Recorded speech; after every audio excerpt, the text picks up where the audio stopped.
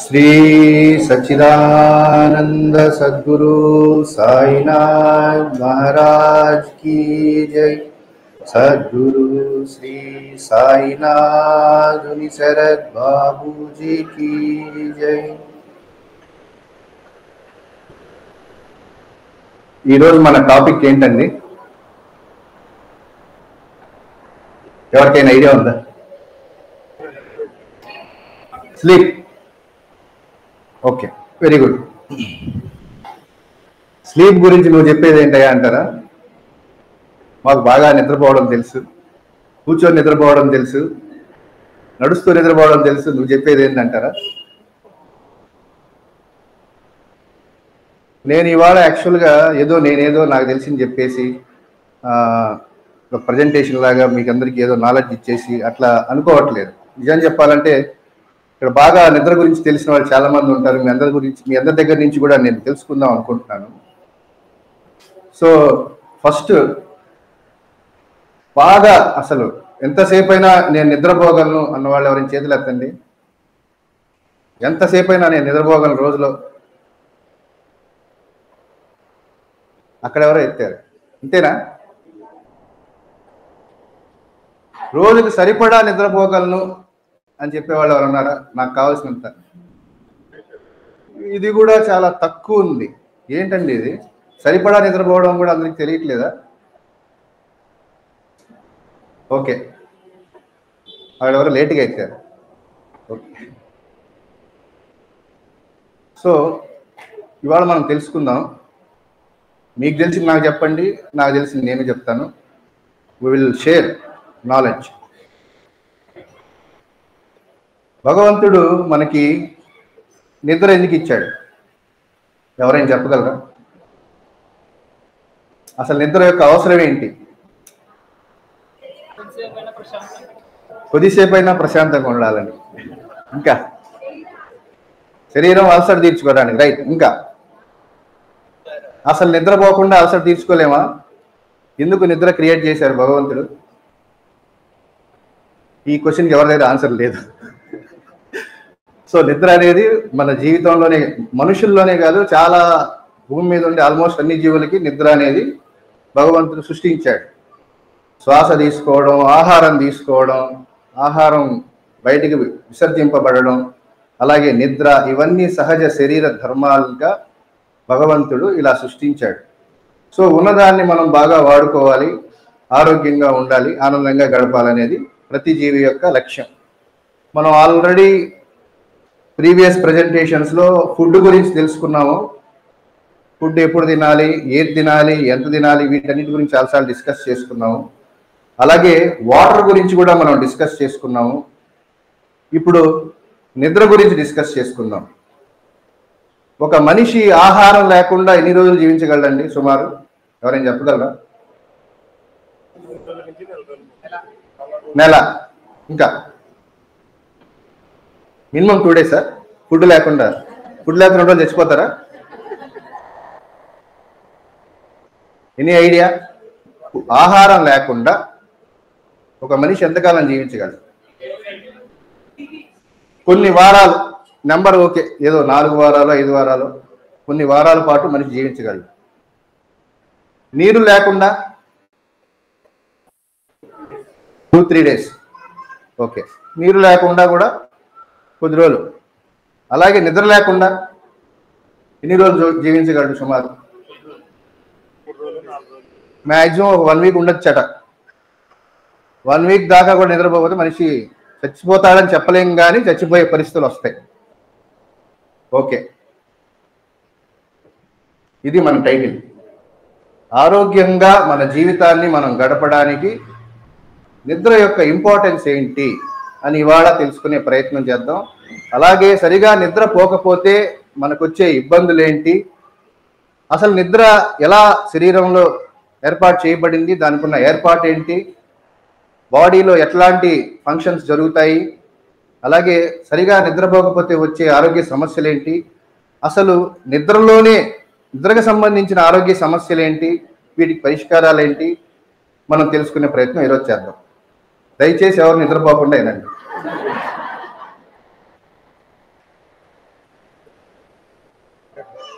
ఏమండి? అందుకే వీలైనంతగా నిద్రపోకుండా ఉండడం కోసం నేను ట్రై చేస్తాను. కొంచెం ఉత్సాహాన్ని ఇవ్వండి నిద్రపోకుండా. నిద్ర అంటే ఏంటి? దీనికి ఎగ్జాక్ట్గా ఒక డెఫినేషన్ మనం చెప్పలేం, కానీ మనకి గూగుల్లో ఇలా ఉంది. తెలుగులో చూసుకుంటే ఇది శరీరానికి సంబంధించిన ఒక విశ్రాంతి స్థితి. ఇది మనకు తెలుసు. ఎప్పుడైనా మెలకువలోకి రాగలిగిన ఒక కోమా లాంటి స్థితి. కోమా అంటే ఏంటి? బ్రెయిన్ సరిగా పనిచేయక వాడిని ఏం చేసినా కూడా లేవలేని స్థితిలోకి వెళ్ళిపోతాడు, అది కోమా. కానీ నిద్రలో మనం మళ్ళీ మళ్ళీ మెలకువలోకి రావచ్చు. So it's a partial coma. Okay, అది డెఫినేషన్ పరంగా. అసలు ఏం జరుగుద్ది? అసలు నిద్ర ఎలా వస్తుంది మన శరీరానికి? ఎవరికైనా ఐడియా ఉందా? What happens in our body to induce sleep? నిద్ర రావడానికి మన శరీరంలో ఉన్న ఏర్పాటు ఏంటి? అలసటతో వస్తుంది. అలసట వల్ల నిద్ర వస్తుంది. కానీ నిద్ర అలసట వల్ల ఎందుకు వస్తుంది? ఓకే, అలసట వల్ల వస్తుంది. ఇంకా బయోకెమికల్ చేంజెస్. Very good. ఇంకా నిద్ర కోసం మన శరీరంలో ఉన్న ఏర్పాటు ఏంటి? సరే, ఇది సైన్స్ పరంగా ఏంటో, ఆ ఫిజియాలజీ ఏంటో, ఆ ఫంక్షనింగ్ ఏంటో మనం ఇప్పుడు తెలుసుకునే ప్రయత్నం చేద్దాం. అందరికీ నా వాయిస్ వినిపిస్తుంది కదండి? Process of sleep. సో జీవ గడియారం అనేది మన శరీరంలో ఒక ఏర్పాటు ఉంది. దీన్నే మెడికల్ లాంగ్వేజ్లో సర్కాడియన్ రిథమ్ అంటాం. దీని గురించి ఎవరికైనా ఐడియా ఉందా?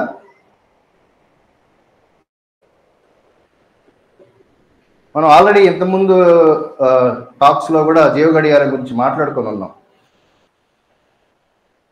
ఓకే, స్లీప్కు సంబంధించి మన శరీరంలో మెదడు అండ్ హార్మోన్ల యొక్క పాత్ర ఏమిటి, నిద్రపోయేటప్పుడు అసలు ఏం జరుగుతుంది, ఇవన్నీ ఇప్పుడు మనం తెలుసుకునే ప్రయత్నం చేద్దాం. జీవ గడియారం మన శరీరంలో ఒక అంత అద్భుతమైన ఒక ఏర్పాటు ఉందంటే, నిజంగా అసలు ఇవన్నీ చదువుతుంటే తెలుసుకుంటుంటే నాకైతే చాలా అద్భుతంగా అనిపిస్తుంటుంది. ఎంత ఏర్పాటు చేశారు అసలు. విధంగా ఒక ల్యాబ్లో ఇది క్రియేట్ చేయాలంటే లక్షల కోట్లు ఖర్చు పెట్టినా అవ్వకపోవచ్చు. అంత అద్భుతమైన ఏర్పాటు చాలా సింపుల్గా మన నోటీస్లో లేకుండా భగవంతుడు క్రియేట్ చేశాడు ఈ జీవ గడియారం అనేది. ఈ జీవ గడియారం అంటే ఏంటి? మనకి సూర్యుడి ఆధారంగా, పగలు రాత్రి ఆధారంగా మన శరీరంలో ఆ ఏర్పాటు జరిగింది. అది ఎట్లా జరిగింది, ఏం జరిగింది అనేది మనకు తెలియదు, అని ఏర్పాటు అయితే ఉంది. ఏం జరుగుతుంది ఈ జీవ గడియారం అంటే? పగలు నిద్రపోయాల్సిన వదిలేండి. మామూలుగా పగలు మ్యాక్సిమం అందరం మెలకువగానే ఉంటాం. పగలు అనేది యాక్టివ్గా ఉండడానికి, మనం మెలకువగా ఉండడానికి ఉపయోగపడుతుంది. సూర్యుడు అస్తమించే సమయానికి, సన్సెట్ అయ్యే సమయానికి ఆటోమేటిక్గా మన బాడీలో ఏం జరుగుతుంది చూసారా?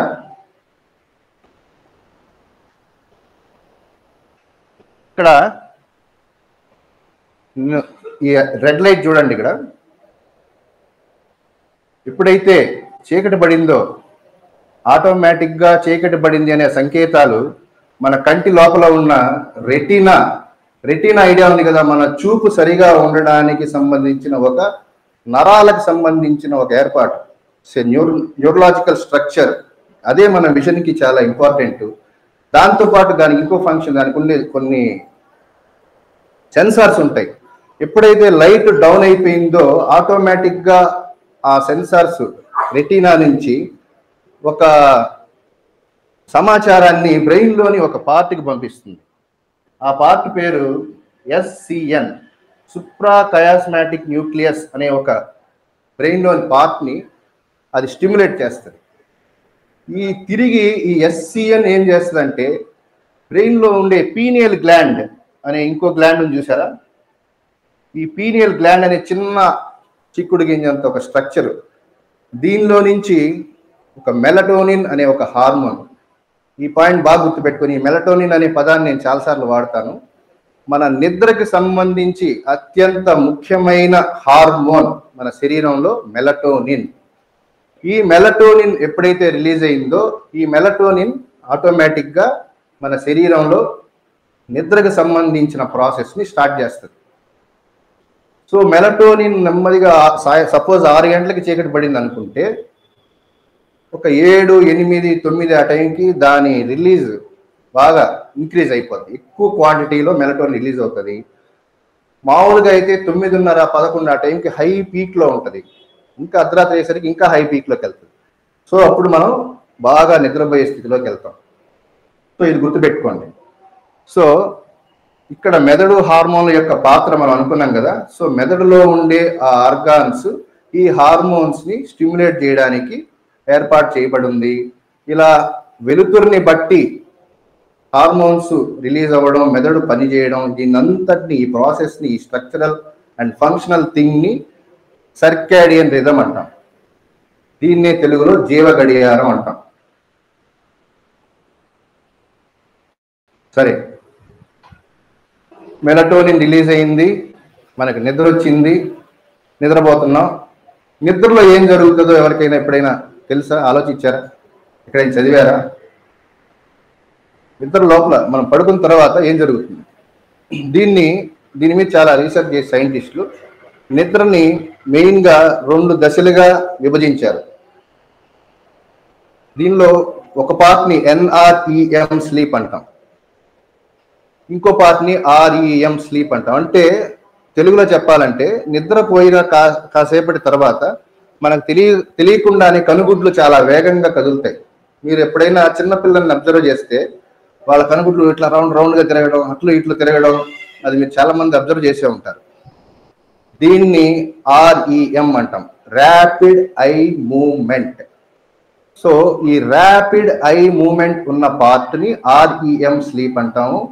ఇలా ర్యాపిడ్ ఐ మూవ్మెంట్ లేకుండా, అసలు మూమెంటే లేకుండా ఉండొచ్చు, లేకపోతే చాలా స్లోగా మూమెంట్ ఉండొచ్చు, ఆ పార్ట్ని NREM, non rapid eye movement sleep అంటాం. సో ఇప్పుడు ఇది క్లియర్ కదా. సో మెయిన్గా స్లీప్ సైకిల్స్ ఉంటాయి. స్లీప్ సైకిల్లో 2 పార్ట్లు, దానిలో NREM స్లీప్ ఒకటి, REM స్లీప్ ఒకటి. ఫస్ట్ స్టార్ట్ అయ్యేది NREM స్లీప్, అంటే non rapid eye movement sleep, అంటే కనుగుడ్లు అంత వేగంగా కదలని నిద్రలోని ఒక దశ. దీనిలో ఏంటున్నాయి స్టేజెస్? స్టేజ్ 1, నిద్ర వచ్చింది, పడుకున్నాము. పడుకున్న వెంటనే గాఢ నిద్రలోకి ఎవరు వెళ్ళరు, చాలా రేర్. కుంభకన్నులు లాంటి ఎవడైనా మనం చెప్పలేం, కానీ యూజువల్గా జరిగేది ఆ N1 స్టేజ్ 1 మొదటి దశని ఏమంటారంటే మెలకువలో నుంచి నిద్రలోకి వెళ్ళే దశ. యూజువల్గా ఆ దశలో ఎవడైనా డిస్టర్బ్ చేస్తే మనకు తొందరగా మెలకు వచ్చేస్తుంది, చాలా చిన్న చిన్న సౌండ్లు కూడా మెలకు వచ్చేస్తుంది. దీని తర్వాత స్టేజ్ 2. ఈ స్టేజ్ 2లో కొంచెం గాఢ నిద్రలోకి వెళ్తాం, బాగా మనకు ఇంకా పరిసరాలన్నీ మర్చిపోతాం. ఈ టైంలో ఏం జరుగుతుందంటే మన శ్వాస రేట్, అంటే రెస్పిరేటరీ రేటు, శ్వాస తీసుకునే ఆ సంఖ్య కొంచెం తగ్గుతుంది, హార్ట్ రేటు స్లో అవుతుంది, బ్రెయిన్ యాక్టివిటీ కూడా స్లో అవుతుంది. మనం ఇందాక మాట్లాడుకున్న ఆ కోమా లాంటి స్టేజ్లోకి ఎంటర్ అవ్వడం మొదలైపోతుంది. దాని తర్వాత ఇంకొక దశలో N3 స్టేజ్ 3 అంటాం. ఈ స్టేజ్ 3లో పూర్తి గాఢ నిద్రలోకి వెళ్ళిపోతాం. పూర్తి గాఢ నిద్ర అంటే ఇంకా డీప్ స్లీప్, ఏమీ తెలియదు, బాగా బాడీ రిలాక్స్ అవుతూ ఉంటుంది. ఒకసారి కళ్ళు మూసుకుని అలా రిలాక్స్ అవ్వడానికి ట్రై చేయకండి. సో బాగా గాఢ నిద్రలోకి వెళ్తాం. సో ఈ సైకిల్ తర్వాత ఈ గాఢ నిద్రలో నుంచి మళ్ళీ REM స్లీప్లోకి వెళ్తాం. REM స్లీప్ అంటే ఏమనుకున్నాం? Rapid eye movement sleep. అంటే ఇప్పుడు కనుగుడ్లు వేగంగా కదులుతాయి, కొంచెం శ్వాస రేటు పెరుగుతుంది, కొంచెం గుండె కొట్టుకోవడం మళ్ళీ పెరుగుతుంది. At the same time brain activity కూడా పెరుగుతుంది. చూసారా, కనుగుడ్లు వేగంగా కదులుతాయి, మెదడు చురుకుదనం పెరుగుతుంది. అండ్ ఇదే దశలో ఈ సైకిల్లోనే కళలు వస్తాయి. మన కళలంటే చాలా ఇష్టం కదా, మెలకుగా ఉంటూ కూడా కళలు కంటాం, అది వేరే విషయం. కానీ నిద్రలో కళలు వచ్చే దశ ఈ REM స్లీప్లోనే జరుగుతుంది. NREM స్లీప్లో కళలు రావు, ఈ REM స్లీప్లో మాత్రమే కళలు వస్తాయి. సో టోటల్గా NREM స్లీపు, REM స్లీపు 2 కలిపి ఒక సైకిల్ అనుకుంటే ఈ సైకిల్ డ్యూరేషన్ 90 minutes యూజువల్గా 90 minutes to 120 minutes, అంటే 1.5 గంట నుంచి 2 గంటల మధ్యలో సాధారణంగా ఉంటుంది. ఇలాంటి సైకిల్స్ మన ఒక రాత్రి నిద్రలో 4 నుంచి 6 వరకు జరుగుతాయి. సపోజ్ మనం ఒక 8 గంటలు నిద్రపోయాం అనుకుంటే, ఒకవేళ ఒక ఈ స్లీప్ సైకిల్ ఒక్కొక్కటి 120 minutes అనుకుంటే అట్లాంటి ఒక 4 జరగచ్చు. మనకి యూజువల్గా లాస్ట్ జరిగే REM స్లీప్లో ఉండే కళలే ఎక్కువగా గుర్తుంటాయి. మనకి బాబా గురువు గారు చాలా మంది కళల్లోకి వస్తుంటారు కదా, ఆ టైంలోనే ఎక్కువగా అవి గుర్తుండే అవకాశం ఉంటుంది. ఓకే, సో అది. సో ఇప్పుడు ఇక్కడ వరకు క్లియర్ కదా, నిద్రలోని దశలు, నిద్ర ఎలా వస్తుంది. సో చీకటి పడితే మన బ్రెయిన్లో మెలటోనిన్ హార్మోన్ రిలీజ్ అవుతుంది, దానివల్ల నిద్ర వస్తుంది. నిద్రలో మనకి ఈ దశలన్నీ NREM స్లీప్, REM స్లీప్ అనే దశల గురించి మనం ఇప్పుడు దాకా తెలుసుకున్నాం. ఇక్కడ వరకు ఏమైనా డౌట్స్ ఉన్నాయండి? నిద్రపోతున్నారా? లేదుగా అంటే నిద్రపోతున్నారా?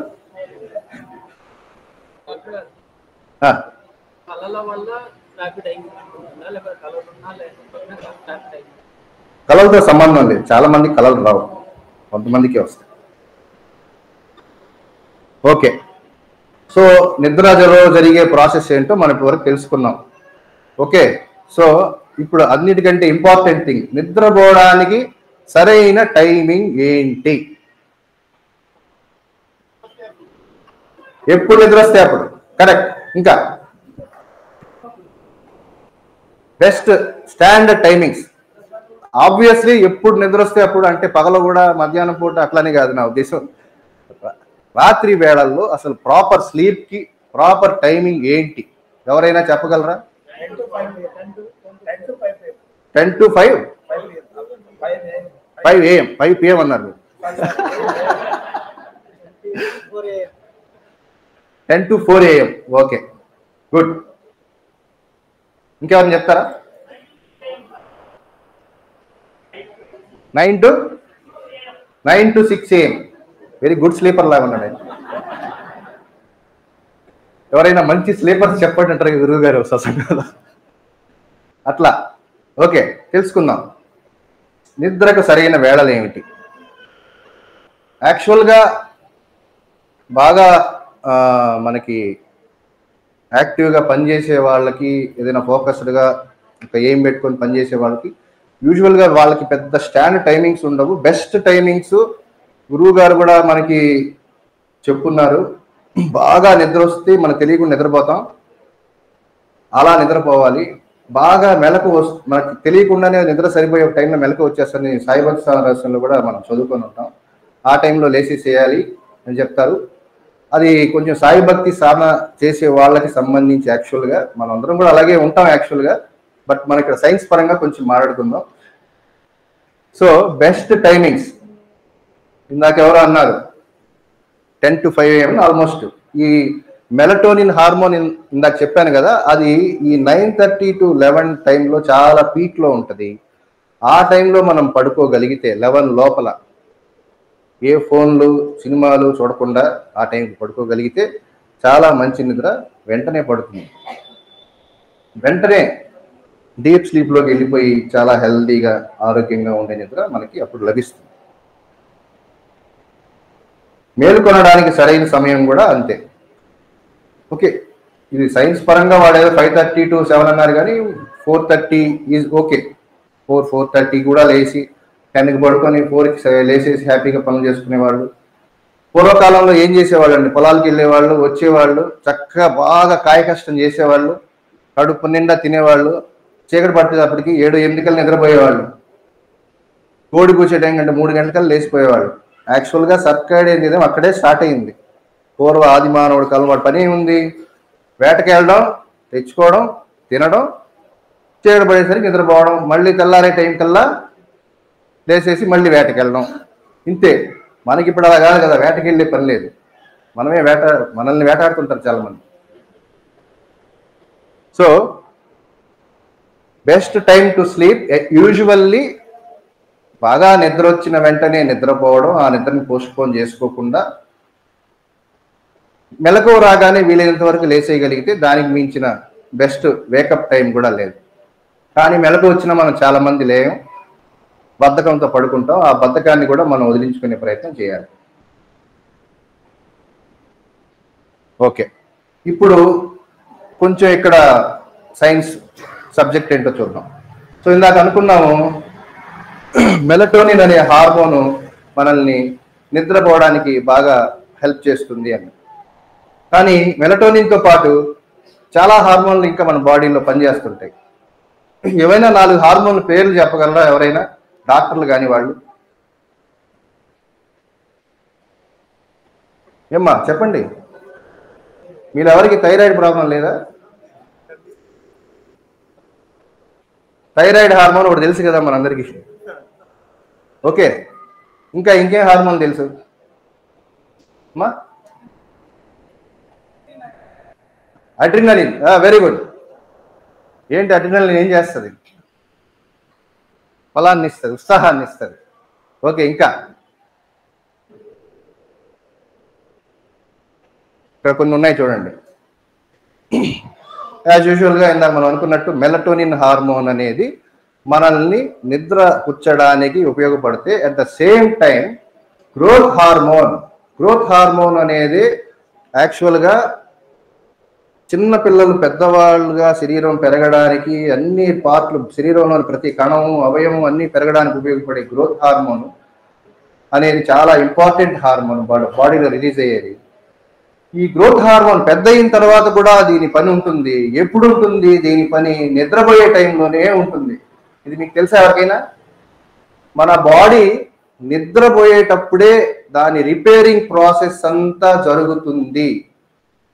మీరు సపోజ్ ఫర్ ఎగ్జాంపుల్ ఒక వ్యక్తి బాగా జిమ్ చేస్తున్నాడు, కండలు పెంచడానికి ప్రయత్నిస్తున్నాడు, మంచి ఆహారం తీసుకుంటున్నాడు, కానీ వాడు సరిగా నిద్రపోకపోతే ఉపయోగం లేదు. ఎందుకంటే నిద్రలోనే ఆ గ్రోత్ హార్మోన్ బాగా రిలీజ్ అయ్యి వాడి కండరాలు గట్టిపడడానికి కానీ, వాడి శరీరంలో ఉండే టాక్సిన్స్ అన్నిటిని బయటికి తోసేయడానికి కానీ, ఇదన్నిటికీ ఈ కణాల రిపేర్ జరగడానికి కానీ అన్నిటికీ ఈ గ్రోత్ హార్మోన్ చాలా హెల్ప్ చేస్తుంది. గ్రోత్ హార్మోన్ అనేది చాలా చాలా ఇంపార్టెంట్. అందుకే నిద్రపోవడం ఎందుకు ఇంపార్టెంట్ అంటే, నిద్రపోయే టైంలో మన బాడీలో ఎంత అద్భుతమైన రిపేరింగ్ మెకానిజం జరుగుతుంది. అలసిపోయిన శరీరం విశ్రాంతి తీసుకోవడమే కాదు, మన కణాలు ఎప్పటికప్పుడు పుట్టడం, మళ్ళీ అవి చనిపోవడం, మళ్ళీ కొత్త కణాలు రావడం, ఈ ప్రాసెస్ జరుగుతుంటుంది. ఇంత తెలుసు కదా. ఇదంతా జరిగేది ఎక్కువగా మెయిన్గా అంటే నిద్రపోవడం మెయిన్గా జరిగేది ఈ గ్రోత్ హార్మోన్ వల్ల నిద్రలోనే జరుగుతుంది. ఇవి కాకుండా కార్టిజోల్ అనేది మన బాడీ బాగా ఉత్సాహంగా ఉండడానికి, కండరాలు గట్టిపడడానికి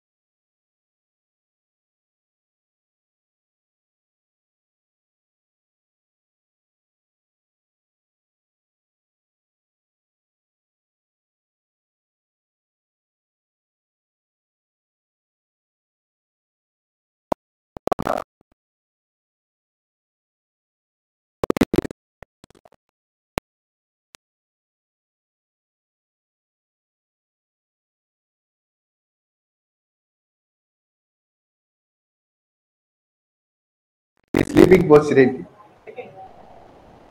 సైడ్ తిరిగి పడుకుంటారు. ఓకే, ఎక్కువ మంది పడుకునే పోస్చర్ యూజువల్గా ఏంటి?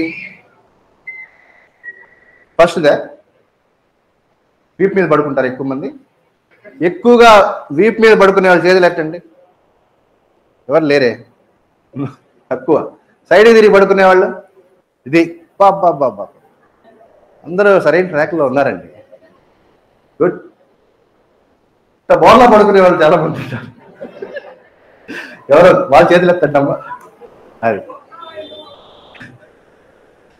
యూజువల్గా ఓకే, సైంటిఫిక్గా ఎక్కువ మందికి మనం ఉపయోగపడేది చెప్తాం, కానీ నేనేమంటానంటే మీకు ఏ పోస్చర్ హాయిగా కంఫర్టబుల్గా నిద్ర పట్టడానికి ఉపయోగపడుతుందో that is your best sleeping posture.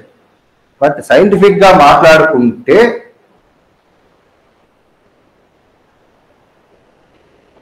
ఇక్కడ చూడండి, సైడ్కి తిరిగి పడుకోవడమే ఉత్తమమైందని కనిపిస్తుంది. ఆ స్లైడ్ సైడ్కి తిరిగి పడుకోవడమే ఉత్తమమైన పోస్చర్ అని అందరూ చెప్తున్నారు. ఏమవుతుంది సైడ్కి తిరిగి పడుకుంటే? మనకి యాక్చువల్గా SBSRలో ఏం రాసింది? భగవాన్ అంటున్నా గౌతమ బుద్ధుడు కుడివైపు తిరిగి పడుకోమని చెప్పున్నారు. ఎక్కువ శాతం సైంటిస్టులు డాక్టర్లు ఎడమ వైపు తిరిగి పడుకోమని చెప్తారు. రెండు బెస్టే. కొంచెం ఆధ్యాత్మిక సాధనలు చేసుకునే వాళ్ళకి యూజువల్గా రైట్ సైడ్ తిరిగి పడుకోవడం చాలా ఉత్తమం.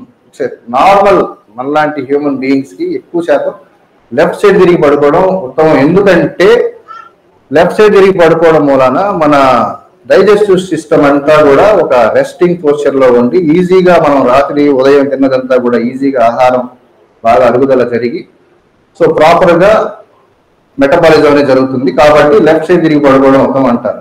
రైట్ సైడ్ తిరిగి పడుకోవడం మూలన హార్ట్ బ్రెయిన్కి చాలా మంచిదంట. అందుకని కొంచెం స్పిరిచువల్గా ఎక్కువగా సాధన చేసుకునే వాళ్ళకి ఆ పోస్చర్ బెస్ట్ అని చెప్తారు.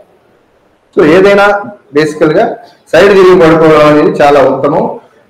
బోర్లా పడుకోవడం అనేది యూజువల్గా అంత సజెస్టబుల్ కాదు. దీనివల్ల ఎక్కువ శాతం మెడ నొప్పులు వచ్చే అవకాశం ఉంది, నడుము నొప్పి వచ్చే అవకాశం ఉంది. సో బోర్లా పడుకోవడం. అండ్ ఇంకో ఈ ఫోటోలో చూసారా, చాలా మందికి ఇలా పెట్టుకొని పడుకునే అలవాటు ఉంటుంది. ఇది అస్సలు అడ్వైజబుల్ కాదు. దీనివల్ల ఈ మెడ దగ్గర ఉండే వెన్నెముకలన్నీ కూడా ఈజీగా దెబ్బతినే అవకాశం ఉంటుంది. ఎవరైనా పడుకుంటారు అలాగా? భుజాలు మెడ నొప్పులు అన్నీ వస్తాయి. అది ఆయన మెడకి కలర్ కూడా వచ్చేసింది సారికి. సో అలా పడుకోకూడదు వీలైనంత వరకు. ఆల్రెడీ మెడ నొప్పులు నడుము నొప్పులు ఉన్న వాళ్ళు ఎట్లా పడుకోవాలి? వీపు మీద పడుకోవాలా? బ్యాక్ పెయిన్ ఉంటే వీపు మీద పడుకోవాలి. ఓకే, ఇంకా హార్ట్ ఫ్లోర్ మీద.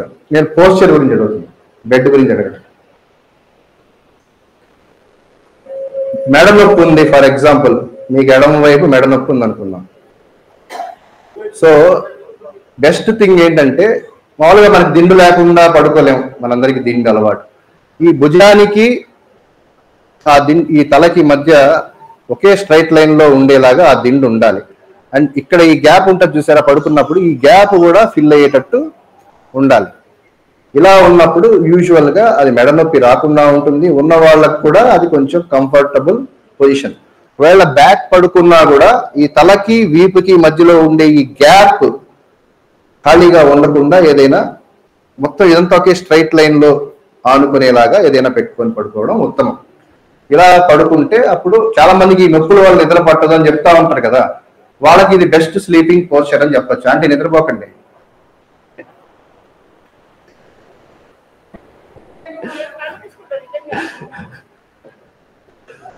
సో మీకు తెలిసింది ఏమన్నా చెప్తారా బెస్ట్ స్లీపింగ్ పోస్చర్ గురించి? ఇంకేదైనా ఎవరైనా డాక్టర్లైనా? వాట్ వన్ వినయ్ వెళ్ళిపోయాడా? ఓకే సరే, ఇది ఓకే కదా, ఇక్కడ వరకు క్లియర్ కదా? టైమింగ్స్, ఎప్పుడు పడుకోవాలి, ఎప్పుడు లేవాలి, దానికి హెల్ప్ చేసే హార్మోన్స్ ఏంటి, బెస్ట్ స్లీపింగ్ పోస్చర్ ఏంటి, కూర్చొని కూడా నిద్రపోగలిగే సాధనాలు కొంతమంది దగ్గర ఉంటాయి, మనం ఏం చేయలేము. గురువు గారు క్లియర్గా చెప్పారు ఒక చోట, నిద్ర వస్తే పడుకోండి కానీ కూర్చొని నిద్రపోవద్దు అని. సో మనం చాలా గట్టిగా గుర్తుపెట్టుకోవాలి. చెప్పండి. వస్తా, అక్కడ కూడా వస్తా, త్వరగా పెట్టిస్తా ఒక నిమిషం.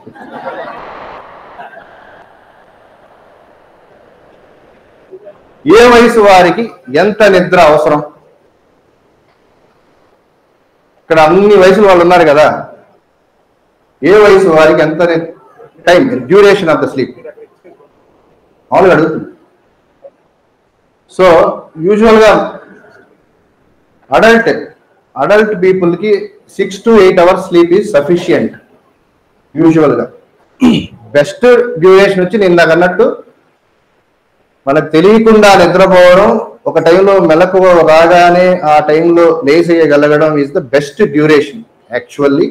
బట్ స్టిల్ ఇది మనిషికి వాళ్ళు చేసే పనులకి, వాళ్ళకున్న ఆరోగ్య పరిస్థితులను బట్టి, వాళ్ళ పరిస్థితులను బట్టి ఈ డ్యూరేషన్ అనేది మారచ్చు. కాబట్టి ఇది రిలేటివ్ టర్మ్.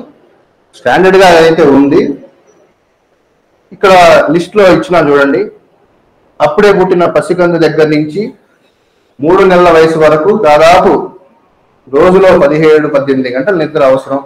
నిద్రలోనే వాళ్ళు పిల్లలకి గ్రోత్ బాగా ఉంటుంది. ఇది మీ అందరికీ తెలిసిన విషయమే. నెక్స్ట్ అలా స్లీప్ డ్యూరేషన్ అనేది తగ్గుతూ ఒక టీనేజ్ వయసు దాటి యుక్త వయసుకు వచ్చేసరికి అడల్ట్గా ఒక పిల్లవాడు అడల్ట్గా మారే టైం దగ్గర నుంచి ముసలి వాళ్ళు అయ్యేంత వరకు దాదాపు 65-70 సంవత్సరాలు వచ్చే వరకు అందరికీ ఆల్మోస్ట్ 6 to 8 hours డ్యూరేషన్ అనేది సరిపోతుంది. రోజుకి 10-12 గంటలు నిద్రపోయే వాళ్ళు ఎవరు ఉన్నారు ఇక్కడ? ఎవరు చేయొత్తారు నాకు తెలుసు.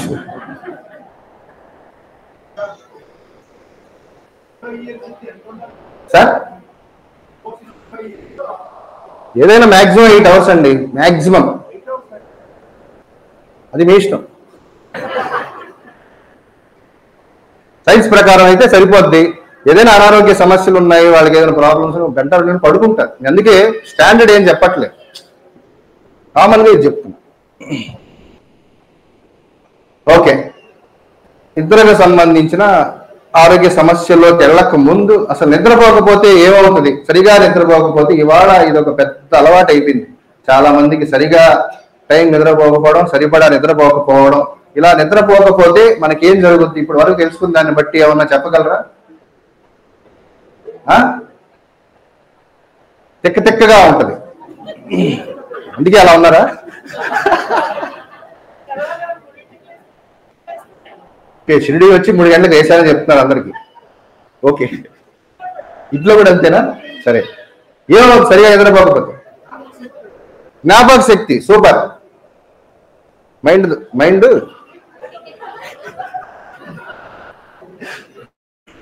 సరే, మైండ్ పాడవద్దంటున్నా, తలనొప్పి వస్తుంది. రైట్, ఇంకా చిరాకు ఉంటుంది. Very good. సో ఇవి ఎప్పుడైనా నిద్ర లేకపోతే జరిగేవి మీరు చెప్తున్నారు.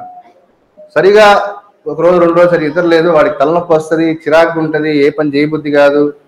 సో చాలా ఇబ్బందికరంగా ఉంటుంది. ఓకే, ఇదే ప్రాసెస్ కొన్ని నెలల పాటు ఎవరైనా సరిగా నిద్రపోతుంది. ఈ మధ్య ఈ పాపం ఈ సాఫ్ట్వేర్ వాళ్ళకి ఈ బాధలు ఎక్కువైపోయాయి కదా, సరైన స్లీప్ టైమింగ్స్ ఉండట్లేదు. సాఫ్ట్వేర్ కాకపోయినా కూడా పాపం ఫోన్ చూస్తూ కష్టపడే వాళ్ళు కూడా ఈ సమస్యలు ఎక్కువైపోయాయి. పాపం ఏం చేస్తాం, ఫోన్ చూడకపోతే వాళ్ళకి రోజు గడవ వస్తా, దానిలో కూడా వస్తా. సో సరిగా ప్రాపర్గా ఇందాక మనం అనుకున్నట్టు టైంకి సరిగా పడుకోకపోవడం, సరిగా ఎక్కువసేపు సరిపడా నిద్రపోకపోవడం మూలాన చాలా హెల్త్ ప్రాబ్లమ్స్, ఇదని కాదండి అన్నీ వస్తాయి. బీపీ, షుగరు, హార్ట్ ప్రాబ్లమ్స్, ఇదని కాదు అన్నీ వస్తాయి. సో సరిగా నిద్రపోండి, మనం ఫస్ట్ మెయిన్గా చేయాల్సింది అది.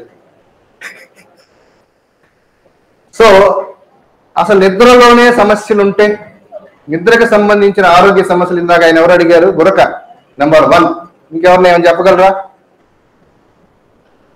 What are the health issues of health? మా నిద్ర పట్టకపోతే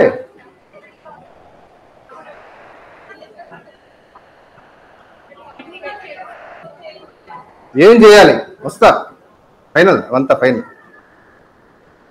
సో నిద్ర పట్టకపోతే ఏం చేయాలని అన్నది మనం వస్తాం. అసలు మెయిన్ ఇక్కడ డిస్కషన్ పాయింటే అది. సో నిద్రకు సంబంధించిన ఆరోగ్య సమస్యలు వీటిల్లో చాలా ఉన్నాయి. వాటిల్లో మనం అన్ని ఇప్పుడు డిస్కస్ చేయలేము. మెయిన్ ఎక్కువగా మా క్లినిక్ లో ఎక్కువగా వచ్చే సమస్యలు ఏవైతే ఉన్నాయో వాటి గురించి ఇప్పుడు మనం తెలుసుకునే ప్రయత్నం చేద్దాం.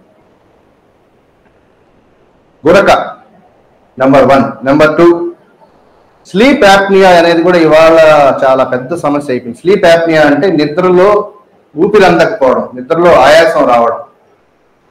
ఇది ఒక చాలా పెద్ద కామన్ ప్రాబ్లం అయిపోయింది. నెక్స్ట్, ఇన్సోమ్నియా, నిద్ర పట్టకపోవడం. మనందరికీ చాలా మందికి ఉన్న పెద్ద ఆరోగ్య సమస్య నిద్ర పట్టకపోవడం అనేది itself is a big disorder right now. ప్రపంచాన్ని ఇవాళ ఇది చాలా బీపీ, షుగర్, థైరాయిడ్ వాటితో పాటు ఈ సమస్య కూడా చాలా మందిని ఇబ్బంది పెడుతుంది. అదేంటో తర్వాత తెలుసుకుందాం. ఇవి కాకుండా పక్క దడపడం, చిన్నపిల్లల్లో చాలా మందికి చూస్తూ ఉంటాం. ఈ పక్క దడపడం అనే సమస్య కూడా నిద్రకు సంబంధించిన ఒక ఆరోగ్య సమస్యగా మనం చెప్పుకోవచ్చు. స్లీప్ టెర్రర్స్, కొంతమంది పిల్లలు, ఇది ఎక్కువగా పిల్లల్లో వచ్చే సమస్యలు. స్లీప్ టెర్రర్స్ అంటే పిల్లలు ఉండే వాళ్ళు చాలా మంది అబ్జర్వ్ చేసి ఉంటారు. నిద్ర మధ్యలో లేచి ఓ గావ కేకలు పెట్టి ఏడుస్తూ ఉంటారు వాళ్ళు. అది కూడా ఒక నిద్రకు సంబంధించిన ఆరోగ్య సమస్య. ఓకే, ఫస్ట్ గురక గురించి తెలుసుకుందాం. ఏమంటే ఎవరు అడిగారు గురక గురించి? వినండి. గురక, అసలు గురక అంటే ఏంటి? గురక అంటే ఏమిటని నేను చెప్పక్కర్లేదు. ఆల్మోస్ట్ అందరూ ఏదో ఒక టైంలో గురక పెట్టే ఉంటారు. రెగ్యులర్గా గురక పెట్టే వాళ్ళు ఉంటారు. రెగ్యులర్గా గురక పెట్టి నిద్రపోలేకుండా చేసేవాళ్ళు కూడా కొంతమంది ఉంటారు. కానీ ఇది అంత ఆషామాషిగా తీసుకోవాల్సిన సమస్య కాదు. సో గురక ఎందుకు వస్తుంది? యూజువల్గా గురక ఎందుకు వస్తుంది అంటే, మనం శ్వాస తీసుకునేటప్పుడు మనం మెలకువగా ఉన్నప్పుడు ఇలా నిల్చొని ఉంటాం, కూర్చొని ఉంటాం. సో మన ఆ రెస్పిరేటరీ ట్రాక్ ముక్కు నుంచి లంగ్స్ దాకా ఏదైతే ఉందో అవన్నీ డైరెక్ట్గా ఓపెన్గా ఉంటాయి. కాబట్టి యూజువల్గా పెద్ద ప్రాబ్లం రాదు. కానీ పడుకున్నప్పుడు అవి దగ్గరగా అయిపోతాయి, రిలాక్స్ అయిపోతాయి. వీటి వల్ల ఊపిరి సరిగా ఆడదు. సో ఊపిరి బాగా తీసుకునే ప్రయత్నంలో మనకి సౌండ్ వస్తుంది. ఒక సన్న గ్యాప్లో నుంచి ఎక్కువగా బలంగా గాలి లాగితే సౌండ్ వస్తుంది కదా, దాన్నే గురక అంటాం. సో ఈ గురక రావడానికి కారణాలు ఏంటి? గొంతులో కండరాలు ఏదైతే ఉన్నాయో మన లోపల, అవి కొంతమందిలో వివిధ కారణాల వల్ల, ముఖ్యంగా బరువు ఎక్కువగా పెరగడం, లేకపోతే వాళ్ళల్లో రెస్పిరేటరీ డిజార్డర్స్, ఫ్రీక్వెంట్గా జలుబు చేయడం, అడినాయిడ్స్ అనే సమస్య రావడం, వీటన్నిటి మూలాన కూడా గురక రావడం అనేది జరుగుతూ ఉంటుంది. చూసారా, శ్వాస మార్గంలో అడ్డంకులు ఫ్రీక్వెంట్గా ఈ మధ్య చాలా మందికి ఉంది. ఈ అలర్జీ ప్రాబ్లం వల్ల రెస్పిరేటరీ ట్రాక్ ముక్కు లోపలంతా కూడా వాపులు వచ్చేసి ఫ్రీగా గాలి ఆడదు. సో వాళ్ళకి ఎక్కువగా గురక వచ్చే అవకాశం ఉంటుంది. ముక్కు దెబ్బడ, అడినాయిడ్స్, ఇందాక అనుకున్నట్టు అధిక బరువు, ఇవన్నీ కూడా. నెక్స్ట్, ఈ స్మోకింగ్, ఆల్కహాల్ హ్యాబిట్స్ ఉండే వాళ్ళకి కూడా ఆటోమేటిక్గా వాళ్ళకి హెల్త్ ప్రాబ్లమ్స్ లేకపోయినా కూడా ఈ రెస్పిరేటరీ ట్రాక్ లో అబ్స్ట్రక్షన్స్ ఏర్పడి వాళ్ళకు కూడా గురక పెట్టే అవకాశం ఎక్కువగా ఉంటుంది. ఇది కాకుండా పడుకునే విధానం, ఎక్కువగా వీప్ మీద వెలకిలా పడుకునే వాళ్ళకి గురక ఎక్కువ వస్తుంది. ఎందుకంటే ఆ పడుకునే ఆ పోస్చర్లో ఎక్కువగా అన్ని ఒకదాని మీద ఒకటి వాలిపోయినట్లు అయిపోయి, అసలే లోపల ముక్కు దెబ్బడ, ఈ శ్వాస మార్గంలో అడ్డంకులు ఇవన్నీ ఉండడం మూలన ఆ ట్రాక్ట్ బాగా చిన్నదైపోయి గురక వచ్చే అవకాశం ఉంటుంది. అందుకని గురక పెట్టే వాళ్ళు వీలైనంత వరకు పక్క తిరిగి పడుకోమంటారు. పక్క తిరిగి పడుకున్న వాళ్ళకి యూజువల్గా తక్కువ, వచ్చే వాళ్ళు కూడా గురక తక్కువ వస్తుంది. మీ అందరికి తెలిసిన పాయింట్లు ఇవన్నీ. దీనికి నివారణ ఏంటి? బరువు ఎక్కువగా ఉండి దానివల్ల ఇబ్బంది వస్తుంటే గ్యారంటీగా బరువు తగ్గాలి. ఇది మీకు తెలిసిన విషయమే, నేను చెప్పేదేం లేదు. పక్క తిరిగి పడుకోవడం ఆల్రెడీ చెప్పుకున్నాము. ఈ మందు, సిగరెట్ అలవాటు లాంటివి ఉంటే వీటిని మానేసేయడం.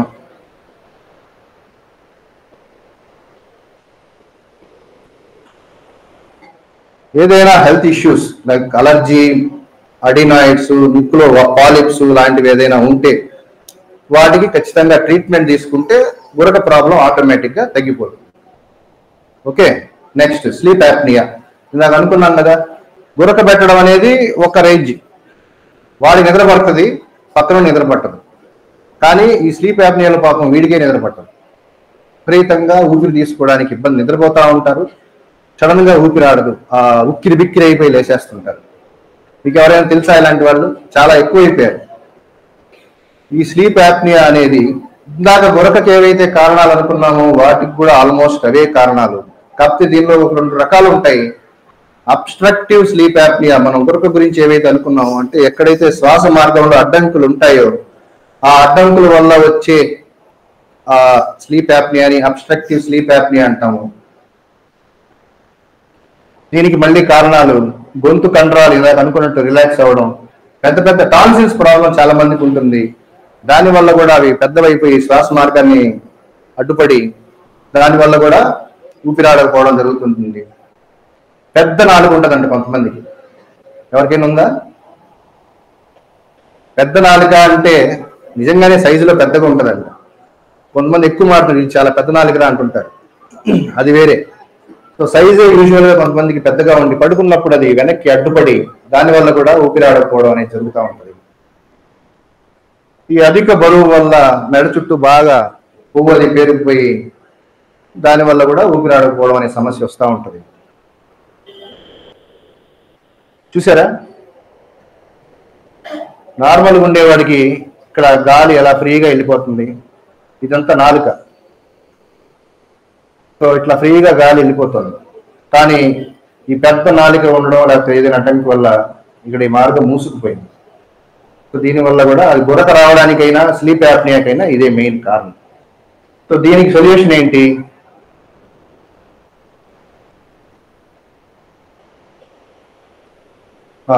ఇంకొక స్లీప్ యాప్నియా ఉంది, సెంట్రల్ స్లీప్ యాప్నియా అంటాము. మెదడులో మన రెస్పిరేటరీ సిస్టమ్ని మెయింటైన్ చేసే మిడిల్లో అబ్లాంగేటా అనే ఒక పార్ట్ ఉంటుంది. ఈ పార్ట్లో ఏదైనా డిఫెక్ట్ ఉండడం వల్ల కూడా ఆ పడుకునే టైంకి సరిగా శ్వాస అందకపోవడం, దానివల్ల కూడా ఊపిరాడకపోవడం జరుగుతుంది. దాన్ని కూడా సెంట్రల్ స్లీప్ యాప్నియా అంటాం. దీనికి చాలా మంది ఈ మిషన్ చూసే ఉంటారు. నిద్రపోయేటప్పుడు ఈ మిషన్ పెట్టుకుంటే కానీ పాపం వాళ్ళకి ఊపిరాడదు, నిద్రపోలేరు. సిప్యాప్ మిషన్ అంటాం. కొంతమందికి ఆ అడ్డంకులు ఏదైనా ఉంటే కొంత మైనర్ సర్జరీస్ ఏమైనా చేసి కూడా మనం రెక్టిఫై చేయొచ్చు. బరువు తగ్గడం, సిగరెట్ ఆగడం, ఇవన్నీ ఇవే కామన్. ఇప్పుడు అసలు టాపిక్ నిద్ర లేమి వ్యాధి. మాకు నిద్ర లేమి లేకపోతే కదా అంటారు, ఎక్కడైనా కూర్చొని నిద్రపోగలం. సో అసలైన మన టాపిక్ నిద్ర లేమి వ్యాధి, ఇన్సోమ్నియా అంటాం మెడికల్ లాంగ్వేజ్లో. దీనికి మెయిన్ కారణాలు ఎవరైనా చెప్పగలరా? సరిగా నిద్ర పట్టకపోవడం అనే ఒక వ్యాధి రావడానికి చాలా మందికి రెగ్యులర్గా నిద్ర పట్టట్లేదు వస్తుంటారు. మాకు చాలా ఎక్కువైపోయారు పేషెంట్లు. Stress, very good. నెక్స్ట్ ఇంకా చెప్పండి సార్. విపరీతమైన ఒత్తిడి, అదే స్ట్రెస్. కారణాలు ఏంటి? నెంబర్ 1, శారీరక అనారోగ్యాలు ఉండే వాళ్ళకి పాపం already health problems. For example మెడ నొప్పి ఉంది, నడువు నొప్పి ఉంది, వాడికి ఆస్తమా ప్రాబ్లం ఉంది, లేకపోతే ఇంకేదో ప్రాబ్లం ఉంది. ఈ ప్రాబ్లమ్స్ ఉండే వాళ్ళందరికీ యూజువల్గా స్లీప్ ఎఫెక్ట్ అవుతుంది. సో దానికి ఆ శారీరక అనారోగ్యాలు ఏవైతే ఉన్నాయో వాటికి పక్కాగా ట్రీట్మెంట్ తీసుకోవడమే పరిష్కారం. మీకు ఫ్రీక్వెంట్గా పడుకున్న తర్వాత తలనొప్పి వస్తుంది అంటే వేరే మార్గం లేదు, మీరు మందులు వాడాల్సిందే. అది మైగ్రేన్ కావచ్చు, లేకపోతే ఇంకోటి కావచ్చు. ఆ శారీరక అనారోగ్యాన్ని మీరు తగ్గించుకుంటే ఆటోమేటిక్గా నిద్ర ప్రాబ్లం యూజువల్గా తగ్గిపోతుంది. అప్పటికి కూడా నిద్ర పట్టలేదంటే దానికి మళ్ళీ వేరే ట్రీట్మెంట్ తీసుకోవాలి.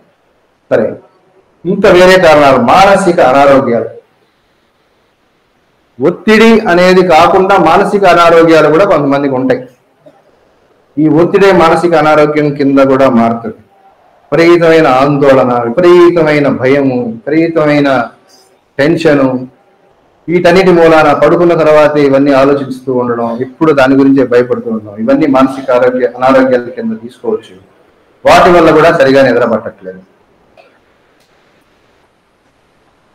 పూర్ స్లీపింగ్ హ్యాబిట్స్, ఇది చాలా మందిలో మనకి ఇవాళ ఎక్కువైపోయింది.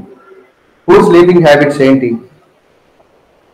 ఒకటి, నాకు మనం అనుకున్న టైం పడుకోకపోవడం, ఎక్సర్సైజ్ చేయకపోవడం, సరైన రూమ్ కండిషన్స్ని మెయింటైన్ చేయకపోవడం. మెయిన్గా చాలా మందిలో ఉన్న పెద్ద ఇవాళ సమస్య ఏంటంటే ఫోన్ చూడడం, లేకపోతే టీవీ చూడడం, లేకపోతే ల్యాప్టాప్ చూడడం. ముఖ్యంగా ఫోన్ అండి.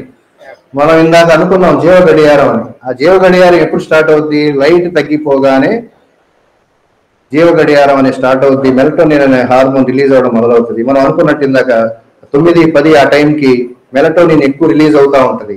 కానీ మనం ఆ టైంలోనే ఫోన్ పట్టుకొని కూర్చుంటాం పడుకొని. మరి దానిలో ఉండి ఎంత భయంకరమైన లైటింగ్ అది. ఆ లైటింగ్ అంతా కళ్ళలోకి వెళ్ళి లోపలికి వెళ్ళి బాగా చీకటి లేదురా లైటింగ్ ఉంది నువ్వు రిలీజ్ గా మాత్రం నీ లోపల బ్రెయిన్కి చెప్తా ఉంటుంది. మెలటోనిన్ రిలీజ్ కాదు. సో దానివల్ల నిద్ర పట్టదు. సో పడుకోవడానికి కనీసం 2-3 గంటల ముందు ఫోన్ తీసి పక్కన పెట్టేయాలండి. మరీ దాని మీద పనిచేసే వాళ్ళు దానికి తప్పదు, ఎమర్జెన్సీలో నేనే చెప్పను. కానీ యూజువల్గా టైం పాస్ కోసం నిద్ర పట్టడం కోసం ఫోన్ చూడకంటే చాలా ఇబ్బంది కలిగిస్తుంది. సరైన పడక గది వాతావరణం లేకపోవడం. పడక గదిలో అంటే మీకు తెలిసిందే కదా, పడక గదిలో ఇప్పుడు హాయిగా ఆహ్లాదంగా ఉండాలి, చల్లగా ఉండాలి, వెలుతురు ఉండకూడదు ఎక్కువ, ఇట్లా బెడ్ బాగుండాలి, సౌండ్లు ఏమి రాకూడదు. ఇలా అన్ని రకాలుగా పడక గది వాతావరణం ఉంటే కూడా మనకు బాగా నిద్రపడుతుంది. సో ఇవేమీ లేకపోవడం మూలాన కూడా చాలా మందికి నిద్ర పట్టట్లేదు. ఇంకోటి ఇదొకటి, అక్యూట్ సెన్సెస్ అంటే వాళ్ళ చెవులు, ముక్కు, బ్రెయిన్ బాగా షార్ప్గా ఉంటాయి. ఎక్కడో దూరాన కుక్క అరుస్తూ ఉంటుంది, ఇక్కడ వీడికి వినిపిస్తుంటుంది, ఇంట్లో ఎవరికి వినిపించదు. ఎక్కడో ఏదో చిన్న స్మెల్, ఎవడో పక్క ఇంట్లో వాడు ఏదో స్టవ్ మీద ఏదో వండుతున్నాడు, ఎవరికి ఆ స్మెల్ తెలియదు, వీడికి వినిపిస్తుంది, వీడికి తెలుస్తూ ఉంటుంది. ఇవి అక్యూట్ సెన్సెస్ అంటాం. ఈ సమస్యలు ఉండే వాళ్ళు నిజంగా ఏం చేయలేము, ట్రీట్మెంట్ తీసుకోవాలి. పాపం అది వాళ్ళ పుట్టుకతో వచ్చిన అబ్నార్మాలిటీ. కానీ చాలా అబ్నార్మాలిటీస్ మనం ప్రాక్టీస్ ద్వారా పోగొట్టుకోవచ్చు. అన్నీ మాట్లాడుతున్నాం. సో మంచి నిద్ర కోసం ఏం చేయాలి, కొన్ని టెక్నిక్స్ మాట్లాడుకుందాం. మీరు చెప్పండి అమ్మా, బాగా నిద్రపోవడానికి. ఒకటి నాకు ఆల్రెడీ అనుకున్నాం, ఫోన్ చూడకూడదు. ఓకే అమ్మా, ఆలోచన ఉండకూడదు. ఎక్సలెంట్. పేరేంటమ్మా? పేరేంటి మీది? సిగ్గుపడుతున్నాను. చాలా మందికి ఉండే చాలా బ్యాడ్ హ్యాబిట్ ఏంటంటే ఉదయం నుంచి రాత్రి దాకా సాయంత్రం దాకా ఉన్న టెన్షన్లన్నీ పడుకొని ఆలోచిస్తారు. మా ఆయనకి ఎట్లా, మా అబ్బాయికి ఎట్లా, లేకపోతే మా ఆవిడకి ఎట్లా, ఈ పడుకొని బాధపడడం మొదలు చెడ్డ అలవాటు. బెడ్ దగ్గరికి వెళ్ళాక అసలు ఏ ఆలోచన ఉండకూడదు. హాయిగా నిద్రపోవడానికి పడుకోవడం కోసమే చేయాలి. పడుకొని ఆలోచిస్తారు వీళ్ళు, బ్రహ్మాండం. అసలు వీళ్ళకి ఎట్లా నిద్ర పడుతుంది? పడుకున్నా కూడా ఆలోచనలు వస్తున్నాయండి, మీరు చెప్పేది బాగుంది అంటే నేనేం చేయలేదు. మీరు ప్రాక్టీస్ చేయాలి. బాగా టెన్షన్లు ఉన్నాయి, మీకేం ఎన్ని చెప్తారు అనొచ్చు. అవన్నీ ఎట్లా పోగొట్టుకోవాలో చూద్దాం. మంచి నిద్ర కోసం ఏం చేయాలి? నూనె దీపం పెట్టుకుంటే చాలా బాగుంటుందంట. వెజిటబుల్ ఆయిల్, ఏదైనా వెజిటబుల్ ఆయిల్తో ఒక దీపం మన రూమ్లో పెట్టుకొని, లైట్లు మామూలుగా బెడ్ లైట్ వేసుకుంటా ఉంటారు కదా, దాని బదులు ఇది పెట్టుకుంటే నిజంగా నేను చూశాను, చాలా హాయిగా ఉంటుంది, మనసుకి ప్రశాంతంగా ఉంటుంది. నిద్ర పట్టని వ్యాధి ఉన్న వాళ్ళకు కూడా అది చాలా మైండ్ కామ్నెస్ని ఇస్తుంది. హ్యాపీగా అది పెట్టుకుంటే మనకి ఇంకా బాబా గురుగారు ఫోటో దగ్గర అది పెట్టుకుని హ్యాపీగా అలా రూమ్లో చల్లగా ఏసీ వేసుకొని మెత్తటి పరుపు మీద పడుకుంటే నిద్రపోకండి చెప్తున్నా. నిద్ర ఎందుకు పట్టదండి? పడుతుంది. మెలటోనిన్ ఎక్కువగా ఉన్న ఆహార పదార్థాలు తినడం. ఇందాక అనుకున్నాం కదా, మెలటోనిన్ హార్మోనే మనకి చాలా ఇంపార్టెంట్ అని. ఇది చాలా ఆహార పదార్థాల్లో ఉంటుంది. ఎస్పెషల్లీ ఎక్కువగా డ్రై ఫ్రూట్స్. అందరు ఈ మధ్య తింటున్నారు డ్రై ఫ్రూట్స్, ఎస్పెషల్లీ పిస్తా, వాల్నట్స్. వీటిల్లో చాలా ఎక్కువ, రోజుకి 10 తినండి. నిద్ర పట్టని సమస్య ఎవరికైనా ఉంటే, ఆల్రెడీ నిద్ర వస్తున్న వాళ్ళు కూడా తినచ్చు, ఏం పర్లేదు ఆరోగ్యం కోసం. బట్ కంపల్సరీగా నిద్ర పట్టని వ్యాధి ఉన్న వాళ్ళు ఇవి తింటే మెలటోనిన్ హార్మోన్ చక్కగా రిలీజ్ అయ్యి నిద్ర పట్టే ప్రాబ్లం లేకుండా ఉంటుంది. సరే, నిద్ర పట్టని ప్రాబ్లం. ఓకే, ఇంకొకటి, రాత్రి భోజనం త్వరగా తినేయాలంట. ఈ మధ్య మా విజయవాడలో అయితే మిడ్ నైట్ బిర్యానీ, 12 గంటలకు వెళ్ళి బిర్యానీ తింటాడు. ఇంకా ఈ మధ్య దరిద్రం, early morning biryani, 4 o'clock biryani. ఎప్పుడు చేయాల్సినప్పుడు అప్పుడు చేయాలి. అలాంటి అలవాట్ల జోలికి వెళ్లకుండా వీలైనంత త్వరగా మనం ఆహారాన్ని, అది కూడా తేలికగా అరిగే ఆహారాన్ని, చీకటి పడే లోపల మనం ఇంటర్మీడియట్ ఫాస్టింగ్ చెప్పుకునేటప్పుడు కూడా ఈ పాయింట్ నేను చెప్పాను. సర్కాడియన్ రిథంతో పాటు మన ఆహారం కూడా వెళ్ళిపోవాలి. 6:30-7 కల్లా డిన్నర్ అయిపోతే అది చక్కగా అరిగిపోతుంది. పడుకోవడానికి మనం ఏదేదో తినేసి ఆ టైం కరెక్ట్గా కూడా నిద్ర పట్టకుండే అవకాశం ఉంటుంది. తొందరగా తినేస్తే తొందరగా అరిగిపోయి ఆకలేస్తే అని మీరు అడగచ్చు. అడగండి, ఏం చేయాలి? ఆకలేస్తే ఏదైనా గ్రీన్ టీ లాంటిది ఏదైనా మజ్జిగ తాగొచ్చు.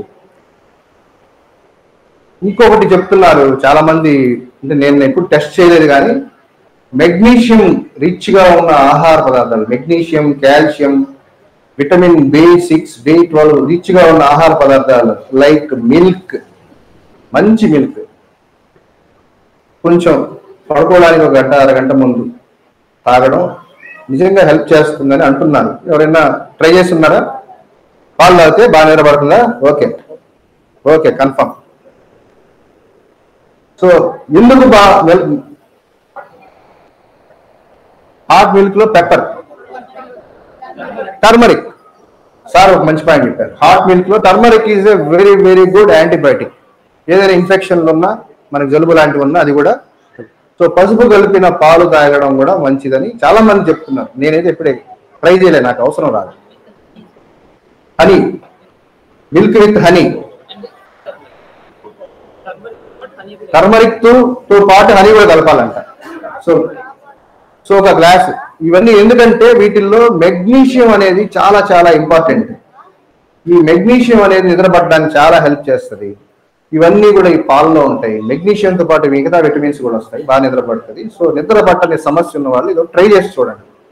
నెక్స్ట్, రాత్రి భోజనం త్వరగా తినడం చెప్పుకున్నాం కదా. ఇది ఒక బ్యాడ్ హ్యాబిట్ అండి. పడుకునే ముందు టీలు కాఫీలు తాగడం. టీ కాకపోతే ఉండలేము, కాఫీ తాగకపోతే ఉండలేము. వీళ్ళు అనుకుంటారు పాపం మందు సిగరెట్ తాగే వాళ్ళే వ్యసన పరులని, వీళ్ళు కూడా వ్యసన పరులే. కాఫీ టీ అడిక్టర్స్, ఇది తాగకపోతే ఉండలేము. కెఫిన్, కాఫీలో టీలో ఉండే ఈ ఏవైతే ఉంటాయో కెఫిన్ ఇట్లాంటివి మెలటోనిన్ హార్మోన్ ని దెబ్బతీస్తాయి. సో 4 గంటలకు ముందే ఏవైనా తాగాలనుకుంటే తాగేసి, నేను తాగద్దని చెప్పట్లా. పడుకునే ముందు కాఫీ టీలు అస్సలు తాగకండి. తినడమే వద్దంటున్నాయి కాఫీ టీలు, మందు సిగరెట్ ఇట్లాంటివి. నిద్రపోవడం కోసం మందు తాగారు చాలా మంది, కానీ చాలా అసలు పూర్తి నెగిటివ్ ఇంపాక్ట్. మందు తాగేవాడికి సరిగ్గా నిద్రపట్టదు, చాలా మందికి తెలియదు.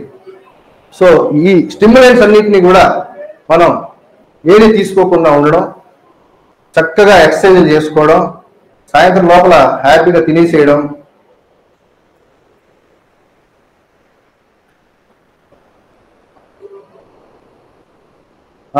ఇవన్నీ మనం ఇప్పుడు ఆల్రెడీ చెప్పేసుకున్నాం ఈ పాయింట్లు. పుస్తకాలు చదవడం ఎందుకు రాయలేదంటే, వాడు క్లాస్ పుస్తకాలు చదివాడనుకో, వాడు పుస్తకం పట్టుకోగా నిద్ర వచ్చింది అనుకో, డాక్టర్ గారు చెప్పారు నాకు చదువుతున్నారు నిద్ర వచ్చింది అట్లా అంటారు. అవసరం, అందుకని పుస్తకం చదవాలి అని నేను రాయలేదు. ఏదైనా చక్కగా ఒక మెలోడియస్ మ్యూజిక్, హ్యాపీగా నిద్రపోవడానికి ఏమేం చేయదు. బాబా నామం వినొచ్చు, ఆలాపన వినొచ్చు,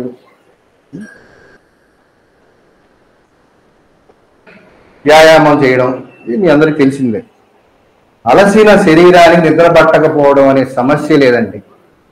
నిజంగా మనం అలసిపోతున్నావా లేదా చెక్ చేసుకోండి. ఇది చెప్పా కదా, పడుకున్న తర్వాత బాధాకరమైన విషయాల గురించి ఈ బ్యాడ్ హ్యాబిట్ని ఒకటి మానుకోవాలి, ఎంత టెన్షన్లు ఉన్నా సరే. నెక్స్ట్, అసలు సిసలైన పాయింట్, ఇందాక ఆవిడ అన్నారు స్ట్రెస్. అన్నిటికంటే అత్యంత ఎక్కువగా మనకు నిద్ర పట్టకుండా చేయడానికి ఉన్న అత్యంత ముఖ్యమైన కారణం మానసిక ఒత్తిడిని తగ్గించుకోవడం. మీకేమండి బాగానే చెప్తారు, మానసిక ఒత్తిడి నాకు చాలా ఉంది, ఎట్ట తగ్గుతుంది, నేను రేపు వాడికి ₹1,00,000 పేమెంట్ చేయాలి, నాకు నిద్ర ఎట్ట పడుతుంది అని మీరు అంటారు. నేనేం దానికేం మాట్లాడను, కానీ ఇవన్నీ రోజు ఉండేవే. దీనిలో నుంచి మనం ఎట్లా ఈ మానసిక ఒత్తిడులన్నీ తగ్గించుకోవడం కోసమే కదా మనం ఇవాళంతా ఇక్కడికి వచ్చాం. మరి వాటిని ఎలా తగ్గించుకోవాలి? దీనికి మీరు గూగుల్ చేస్తే చాలా పాయింట్లు దొరుకుతాయి, అవన్నీ నేను చెప్పక్కర్లేదు. కానీ ఇవాళ మనం కొంచెం సైంటిఫిక్ విత్ బాబా గురుగారి దగ్గరికి వచ్చాం కాబట్టి ఆ రకంగా కూడా తెలుసుకొని మన మానసిక ఒత్తిడిని ఎలా జయించుకోవాలో ఒకసారి ట్రై చేద్దాం.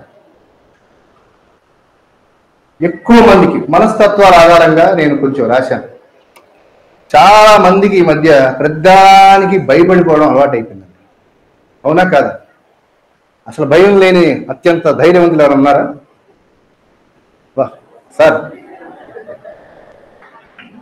దేనికి భయపడరు మీరు? Super sir. సో ఎవరు చేయట్లేదు, అందరూ భయపడుతూనే మీరు ఎత్తున్నారా? Very good. బాబా బాబా అంటుంటారు, అమ్మో రేపేమో వద్దని భయపడుతుంటారు. పొద్దున్న లేచిన నుంచి బాబా గురుదేవా రేపేమో అవుతు, మా ఆయన ఇంటికి వస్తాడు రాడు, మా అమ్మాయి కాలేజీ నుంచి వస్తాడు రాదు, టైంకి డబ్బులు వస్తాయో రావు, ఇదే ఆలోచన, భయం. ఇది ఓకే, దీని కూడా ఓకే. ప్రతి చిన్నదానికి భయపడిపోతున్నారు, అనవసరమైన భయం. ఈ భయాలను ఎలా తొలగించుకోవాలి? సున్నిత మనస్తత్వం. ఆడవాళ్ళు కాదు మగవాళ్ళు కాదు, అందరికీ ఈ మధ్య బాగా సెన్సిటివ్ మైండ్ ఎక్కువైపోయింది. ప్రతి చిన్నదానికి బాధపడిపోవడం. అవునా కాదు? మగవాళ్ళందరూ ఇలా భయంగా చూస్తున్నారు, నాకు లేదు. చాలా మంది మగవాళ్ళు కూడా ఉంది సున్నిత మనస్తత్వం. వాడు నన్ను చూసి నవ్వాడు, మా అత్తగారు తిట్టింది, మా ఆయన నన్ను పట్టించుకోలేదు అన్నాడు. ఏముండదు అక్కడ. ఈ మధ్య ఎన్నో విడాకుల కేసులు ఎక్కువైపోయాయి. ఏంటంటే మా ఆయన నన్ను సరిగ్గా పట్టించుకోవట్లేదు, నేను ఎంత బాగా కూడా వంద చేసినా పట్టించుకోవట్లేదు.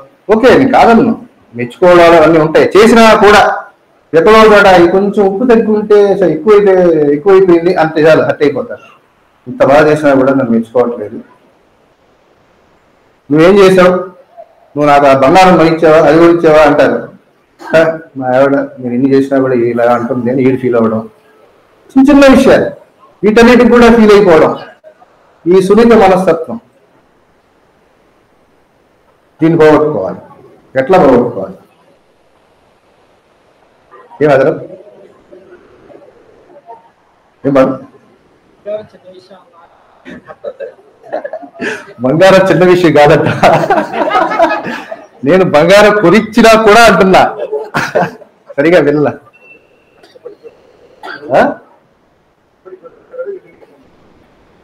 అది చాలా చిన్న చిన్న విషయాలు. అసలు నిజంగా మొన్న ఒక కేసు, పేషెంట్ బాత్రూంలో మా ఆయన మాకు సపరేట్ సబ్బులు పెడతాడు. మంచిదే కదా, నాకు అర్థం కాల. మా ఫ్యామిలీ వాట్సాప్ గ్రూప్లో నేను జాయిన్ చేయలేదు. విడాకులకు వెళ్ళిపోయారు. యూ డోంట్ బిలీవ్, విడాకులకు వెళ్ళిపోయారు. ఏంటండి ఇది? ఎక్కడికి వెళ్తున్నాం మనం?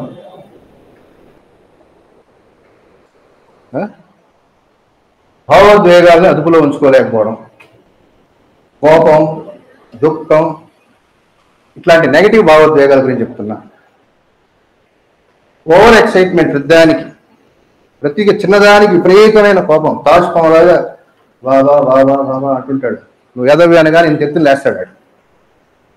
భావోద్వేగాలు ఏం అదుపులో ఉంచుకున్నాం మనం? ఏదైనా అనుకున్నది అంత జరగకపోయినా కుమిలి ఏడవడం, మళ్ళీ వద్దులే సత్సంగాలు అంటాం, పారాయణ చేస్తుంటాం, ఏడుస్తుంటాం. ఏడుపు ఇది కామన్ అయిపోయింది. మరి ఇవన్నీ మానసిక ఒత్తిడిని, భయపడే స్వభావం, ప్రతిదానికి ఫీల్ అయ్యే స్వభావం, ప్రతిదానికి చాలా ఎక్కువగా ఓవర్గా రియాక్ట్ అయిపోయే స్వభావం, ఇవన్నీ కూడా ఎక్కువైపోయి ఇవన్నీ మానసిక ఒత్తిడిని కలిగిస్తున్నాయి. మన సిచ్యువేషన్స్ ఏమీ మారవు. సిచ్యువేషన్స్ అందరికీ రకరకాలుగా ఏవో రకంగా ఇబ్బందులు కలుగజేస్తుంటాయి. సిచ్యువేషన్స్ని మనం మార్చలేము, మారాల్సింది మనమే. దీన్ని ఎట్లా మార్చుకోవాలి? దీన్ని రకరకాల టెక్నిక్స్ కూడా ఉండుంటాయి. ఇవాళ గురు పూర్ణిమ సందర్భంగా మనం బాబా గురువు గారి పరంగా, దయచేసి దీన్ని సత్సంగం అనుకోకండి, సత్సంగం కాదు ఇది. సైంటిఫిక్ గానే నేను ఎక్స్పెరిమెంట్లు చేశాను, డాక్టర్లు కూడా చేశారు. చాలా మంచి రిజల్ట్స్, హెల్త్ పరంగా కూడా, నిద్ర పరంగా కానీ, వస్తున్నాయి. దాన్ని అందుకే ఇక్కడ షేర్ చేసుకోవడానికి ట్రై చేస్తున్నాం. మనం బాబా గురువు గారు చూపించిన బాటనే తెలుసుకోవడానికి మనం ఇవాళ మెయిన్గా ఫోకస్ చేద్దాం. నిశ్చింత. బాబా ఏం చెప్పారు మనకి? గురువు పత్రాలు అప్పగించి నిశ్చింతగా ఉండు అన్నారు.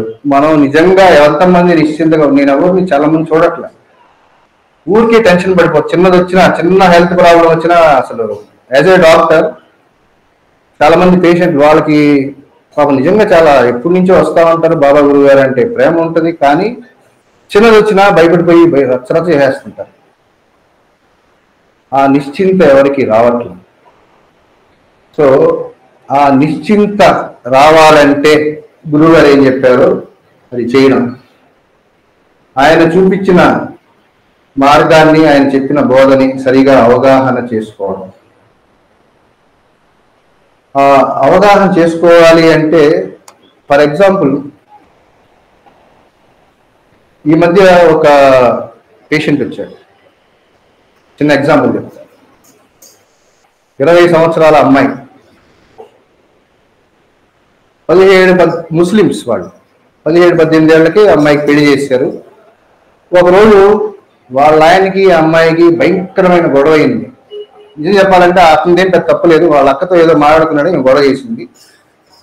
మా అక్కతో మాట్లాడితే గొడవ వేసుకుంటావా అని చెప్పి అతను వెళ్ళిపోతానని చెప్పి బయలుదేరిపోతే, వెళ్ళిపోతావా అతను వదిలేసి అని చెప్పి అతని మీద బీభత్సంగా ఎగిరి వాళ్ళని తిట్టి వీళ్ళని తిట్టి రచరచ చేసింది. సాయంత్రానికి ఆ అమ్మాయికి ఒక భయంకరమైన జబ్బు వచ్చేసింది.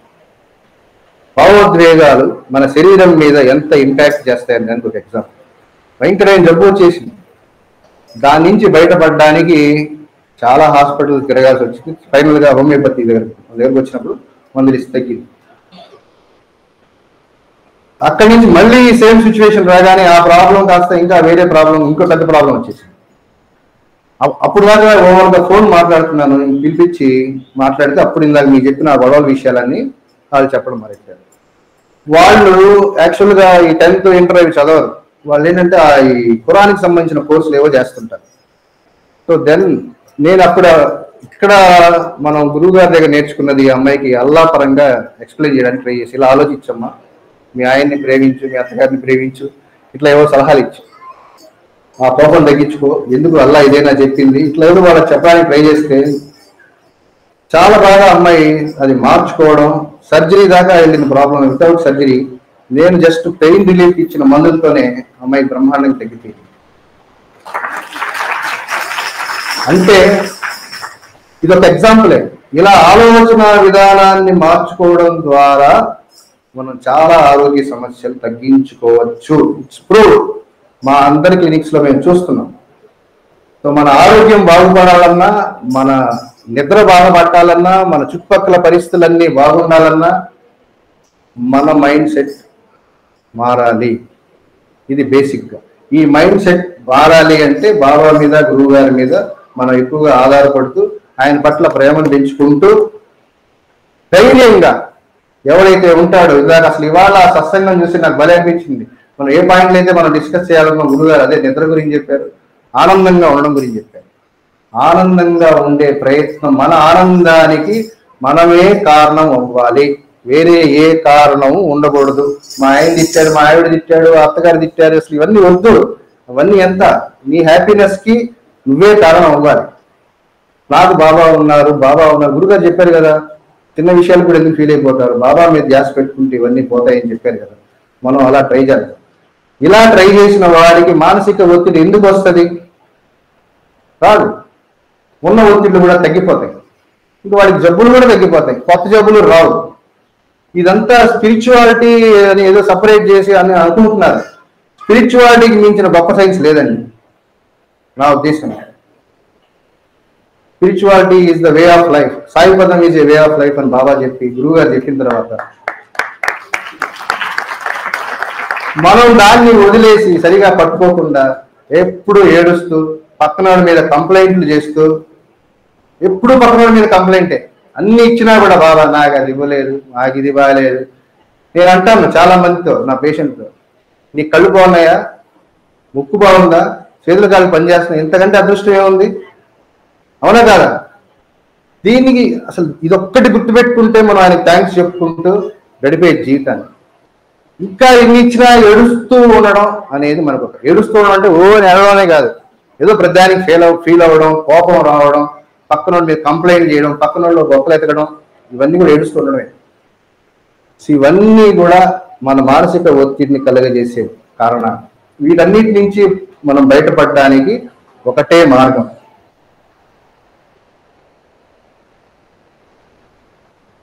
ఆ అవగాహన పెంచుకొని ఆచరించాలి. దాన్ని వీ షుడ్ ప్రాక్టీస్ దట్. మనకు చాలా సబ్జెక్ట్ తెలుసు, గురువుగారు సత్సంగాలు అన్నీ వింటున్నాం, బట్ గురువుగారు ఏం చెప్పారు, నువ్వు రోజంతా ఏం చేస్తున్నావో అదే నువ్వు, దాన్ని మనం ఇంప్లిమెంట్ చేయాలి. ఇవన్నీ సైంటిస్టులు ఇప్పుడు కనుక్కొని ఏవో చెప్తున్నారండి, ఇప్పుడో చెప్పేశారు మన గురువు గారు. మనం అవగాహన పెంచుకోవాలి, పెంచుకున్న దాన్ని ఆచరించాలి. We have to practice that. నాకు కోపం రావడం చిన్నతనం నుంచి ఉంది అంటే నువ్వు కోపాన్ని ప్రాక్టీస్ చేసి పోగొట్టుకోవచ్చు, నీ భయాన్ని ప్రాక్టీస్ చేసి పోగొట్టుకోవచ్చు. అదే ఆచరణ.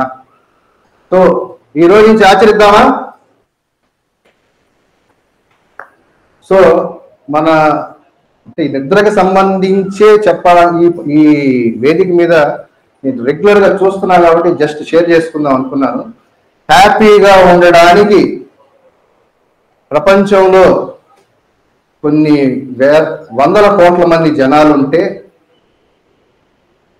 బాబా భక్తులుగా మారిన వాళ్ళలో కొన్ని కోట్ల మంది అయి ఉండొచ్చు. బాబాని బాబాగా అర్థం చేసుకునే అవకాశం శరత్బాబుజీ గారి ద్వారా మనకు లభించింది. కొన్ని వేల మందికి మాత్రమే అవకాశం ఉంది. Rare privilege. ఇంత అద్భుతమైన అవకాశాన్ని కూడా వాడుకోలేక మనం ఏడుస్తూ ఉంటే దానికి ఆయన ఏం చేయలేదు. ఆధ్యాత్మిక రససిద్ధుని అవపోసన బట్టి సాయి రససిద్ధుడు ఆయన చెప్పింది మనం చేసుకుంటూ పోతే దేనికి డోకా లేదు. ఆయన ఆ వీడియోలో చెప్తారు కదా, మీకు దేనికి వరి కావాల్సిన అవసరం లేదు, ఆ అష్యూరెన్స్ నేను ఇస్తున్నాను. కానీ బాబా బాబా బాబా అష్యూరెన్స్ మీరు నాకు ఇవ్వాలని గురుగారు మనకే వేశారు. సో మన సైడ్ నుంచి మనం చేయాల్సిందల్లా వీలైనంతగా బాబాతో అటాచ్మెంట్ పెంచుకోవడం, తద్వారా ప్రేమను పెంచుకోవడం, దాన్ని ఆచరించాలి. అది మిస్ అవుతుంది. నేను చెప్పే పాయింట్ అది. ఆచరించాలి. ప్రతి చోట ఎవడైతే తిట్టాడు, బాధేసింది, వెంటనే వదిలేయగలిగే ప్రాక్టీస్ మనం చేయాలి. భయం వేసింది, ఆ భయానికి ఎదురుగా నాకు బాబా ఉన్నాను వెళ్ళగలగాలి. నాకు భయం వేసింది, నాకు ఫ్లైట్ ఎక్కాలని భయం, నేను వెళ్తా ఫ్లైట్లో 10 సార్లు ఎక్కి దిగితే పోతుంది. నాకు బాబా ఉన్నాను ధైర్యం ఎవడిస్తాడు? ఎవరికి రాదు ఆ ధైర్యం. ఆ ధైర్యంతో మనం ఇవన్నీ ఓవర్కమ్ చేయొచ్చు. ఈ ప్రాక్టీస్ మనం చెయ్యాలి. ఈ ప్రాక్టీస్ చేస్తే చాలా వరకు మనకి హెల్త్ ప్రాబ్లమ్స్ రావు. ఎందుకు రావు అంటే మనం ధైర్యాన్ని తెచ్చుకుంటాం. ధైర్యం ద్వారా ఆనందం వస్తుంది. ఆనందం ఉంటే చదువుతాం. సో ఫైనల్గా బాబా గురుగారి పట్ల ప్రేమను పెంచుకోవడం ఒకటే మార్గం. గురుగారు చెప్పినట్లు సాయి ఊసే, సాయి ధ్యాసే, లేదు లేదిక వేరే బాట. ఆరోగ్యాన్ని పొందడానికైనా, డబ్బులు సంపాదించడానికైనా, హ్యాపీగా ఉండడానికైనా దయచేసి ఇదేదో సత్సంగం దీనికి అనకండి. ఇది సైన్స్. నేను అబ్జర్వ్ చేస్తున్నా. We are implementing on my patients, those who are not Baba devotees. వాళ్ళ దానిలోంచి చెప్తుంటే అద్భుతమైన ఫలితాలు వాళ్ళు చూస్తున్నారు. ఇందాక నేను అన్నట్టు కొన్ని వేల మందికి మాత్రమే మనకు అవకాశం. ఇన్ని వందల కోట్ల మందిలో దాన్ని ఊహించుకోండి ఒకసారి. పులకించిపోతుంది ఒళ్ళు. దాన్ని గుర్తుపెట్టుకొని మనస్తత్వం పసిపిల్లవాడి మనస్తత్వం లాగా మారేటట్టు తయారవ్వాలి. ఆచరణ సరిహద్దులో ఉండే సైనికుల్లాగా ఉండాలి. అంత అలర్ట్గా ఉండాలి. అప్పుడు కొట్టేవాడే వీళ్ళు సాయిపదం వాళ్ళు రా గురుగారే అనాలి. ఉన్నావా? ఈ గురు పుణ్యం నుంచి మనం అలా చేసే ప్రయత్నం చేద్దాం. ఆల్రెడీ చేస్తా ఉంటారు, బట్ స్టిల్ ఒకసారి గుర్తు చేసుకునే ప్రయత్నం చేశాను. టైం అయిపోయింది, ఇక్కడ క్లోజ్ చేద్దాం. ఏమన్నా డౌట్లు ఉంటే ఒకసారి ఫైనల్గా 5 నిమిషాలు. బరువు తగ్గాలంటే ఏం చేయాలా? ఒళ్ళు తగ్గాలంటే ముందు బాగా ఎక్సర్సైజ్ చేయాలి. ఏది తినాలి, ఏది తినకూడదు, ఎప్పుడు తినాలి ఇది తెలియాలి. బాగా నిద్రపోవాలి. బాగా నిద్రపోవాలి. 4 గంటలు నిద్రపోయి తగ్గాలని కుదరదు. నిద్ర తగ్గిస్తే నీ బాడీ రిపేర్ ఎప్పుడు చేసుకుంటుంది? ఒక వ్యక్తి ఏదో సాధించాలని బాగా కష్టపడుతూ ఆ కష్టపడే ఆ ఊపులో ఆ ఉత్సాహంలో నిద్ర పట్టకపోవడం వేరే. దాన్ని ఎప్పుడు ఎంకరేజ్ చేస్తాం. కావాలని బేవాసిగా కూర్చొని ఫోన్ చూసుకుంటూ నిద్రపోకపోతే అడిగి జబ్బులే వస్తాయి. Afternoon sleep definitely helps. Power nap గంటలు పడుకోవడం కాదు, ఒక అరగంట మ్యాక్సిమం పడుకోగలిగితే ఖచ్చితంగా వాళ్ళకి అది హెల్ప్ చేస్తుందని నేను పడుకుంటా 10 నిమిషాలు అవసరమైంది. That power nap will help a lot. సాయంత్రం రాత్రి దాకా నడిపిస్తారు. ఇంకా బరువు తగ్గాలండి. చెప్పే కదా మీకు ముందు శ్వాసనాళానికి సంబంధించిన డిసీజెస్ ఏమైనా ఉంటే వాటికి ట్రీట్మెంట్ తీసుకోవాలి, బరువు తగ్గాలి. ఇంకా యోగా ప్రాణాయామం లాంటివి ఏమన్నా ఉంటే అవి కూడా ప్రాక్టీస్ చేయాలి. గురక తగ్గించుకోవచ్చు. సన్నగుండే వాళ్ళకి కూడా గురక ఉంటుంది. వాళ్ళకి ఖచ్చితంగా లోపల జలుబుకు సంబంధించిన ప్రాబ్లమ్స్ ఉంటాయి. వాళ్ళకి తగ్గించుకుంటే మ్యాక్సిమం తగ్గిపోతుంది. చాలా మంది తగ్గింది మా క్లినిక్స్. ఇంకా ఏమండి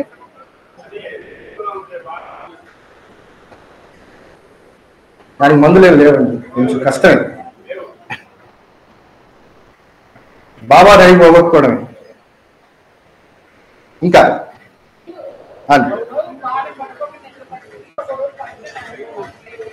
2 రోజులు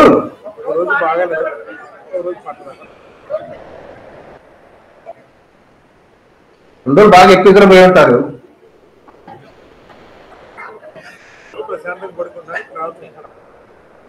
ఇంకో పాయింట్ అమ్మా, రోజు వీలైనంత వరకు ఒకే టైంలో పడుకొని ఒకే టైంలో లేసే ప్రయత్నం చేయడం చాలా మంచి రిజల్ట్ ఇస్తుంది. అదొకటి ప్రాక్టీస్ చేయండి. ఇంకా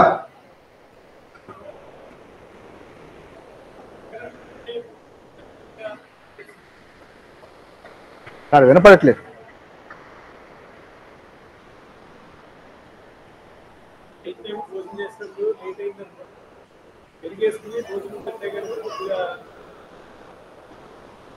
పెరిగేసుకొని నైట్ టైం భోజనం చేస్తే గురక తగ్గుతుందా? పెరిగేసుకొని తింటే వస్తుంది. పెరుగు తినకండి, సింపుల్.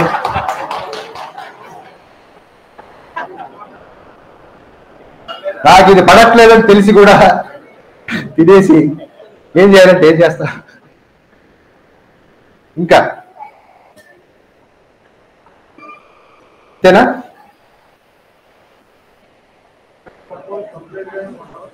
సార్ మధ్యాహ్నం ½ అవర్ చాలు. బాగా మీకు అలవాటు అయిపోయింటే ఓకే. కొంతమంది ఉంటారు నాలాంటి మధ్యాహ్నం గంట పడుకొని నీకు రాత్రి నిద్ర పట్టదు. అలాంటి వాళ్ళు జాగ్రత్తగా ఉండాలి. అసలు నిద్ర పట్టదు నాకైతే, ఎందుకంటే మ్యాక్సిమం పడుకోను. ఇంకా అమ్మా కళలు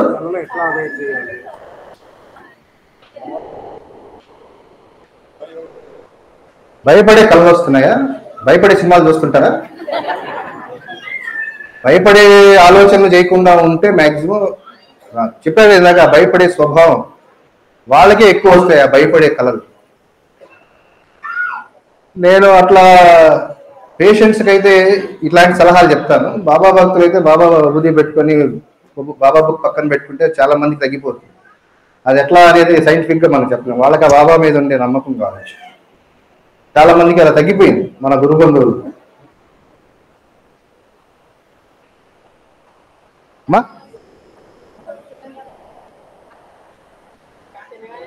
తినగానే నిద్ర వస్తే పడుకోండి, పర్వాలేదు. ఆఫ్టర్నూన్ చెప్పే కదా మ్యాక్సిమం ½ అవర్. అంటే తినగానే పడుకుంటే ఒక్కటే కారణం కాదు కదా, మనం తినేవి చాలా ఉంటాయిగా. వాటన్నిటిలో జాగ్రత్తగా ఉంటే ఇక్కడేం లావరు. ఇంకా ఆ టైంలో ఫ్రెష్ అవుతుంది బ్రెయిన్ బాగా.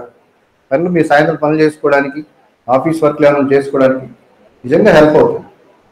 వీలైనంత వరకు పడుకొని నిద్రపోవడానికి ట్రై చేయండి. ఆ కాసేపు కుర్చీలో కూర్చొని ఇట్లా వెనక్కి వాళ్ళు నిద్రపోవడే అలవాటు చేసుకోవద్దు. వాళ్ళకి ఛాన్స్ రాస్తే ఏం చేస్తాం, ఏం చేయలేదు. వంశీ టైం అయిపోయినట్టుంది, క్లోజ్ చేద్దాం. ఇంకేమైనా డౌట్స్ ఉన్నాయండి? అంతేనా? ఓకే, నాకు ఈ అవకాశం ఇచ్చిన బాబా గురువు గారికి సాష్టాంగ నమస్కారాలు జరుపుకుంటూ, ఇంత ఓపికగా ఈ భరించినందుకు మీ అందరికి కూడా థ్యాంక్స్ చెప్పుకుంటూ, నిద్రపోకుండా, నిద్రపోయారు ఆల్రెడీ. శ్రీ సచిదానంద సద్గురు సాయినాథ్ మహారాజ్ की जय। सद्गुरु श्री साईनाथ शरद बाबू जी की जय।